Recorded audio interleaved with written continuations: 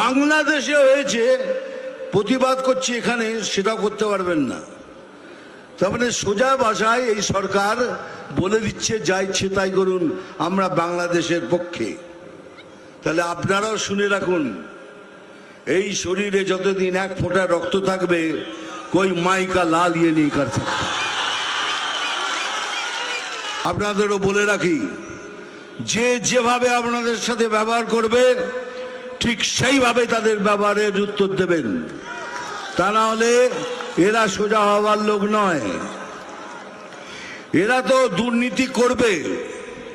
এরা তো ওরা জীবনে যখন পয়দা হচ্ছে, জন্ম নিচ্ছে, বলে ওরে তোদের ঘরে আর একটা দুর্নীতি জন্ম করেছে,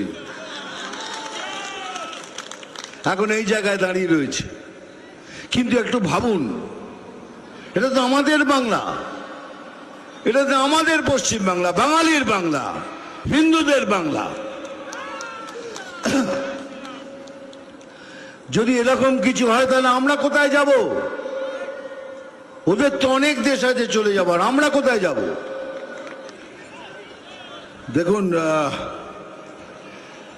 কিছুদিন ধরে আমার মনের মধ্যে একটা উচ্ছ্বাল তরঙ্গ চলছে। মনটা ভালো নেই।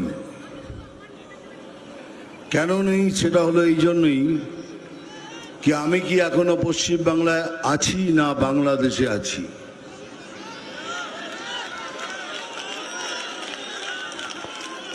কেন না? তাহলে এরকম কেন হবে? ওখানে কেউ হারমোনিয়াম কেড়ে নিচ্ছে, তো ওখানে একটা বাচ্চা মেয়েকে মায়ের গান করার জন্য তাকে বাধা দেওয়া হচ্ছে। মায়ের গান করাতে বাধা দেওয়া হচ্ছে। এমন কোনো ধর্মীয় বই নেই যেখানে লেখা নেই, এখানে সব জায়গায় লেখা আছে कि मायर पायर नीचे स्वर्ग,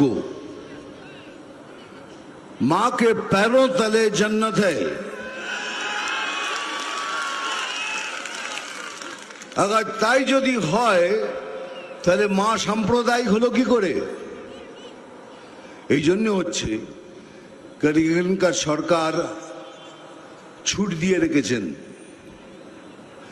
আমরা কিন্তু বারবার বলছি আমরা মুসলমানদের খিলাফ নই, আমরা ভারতীয় মুসলিমদের এগেনস্টে নই, আমরা ওই মুসলিমদের এগেনস্টে যারা ভারতের ক্ষতি করতে চায়।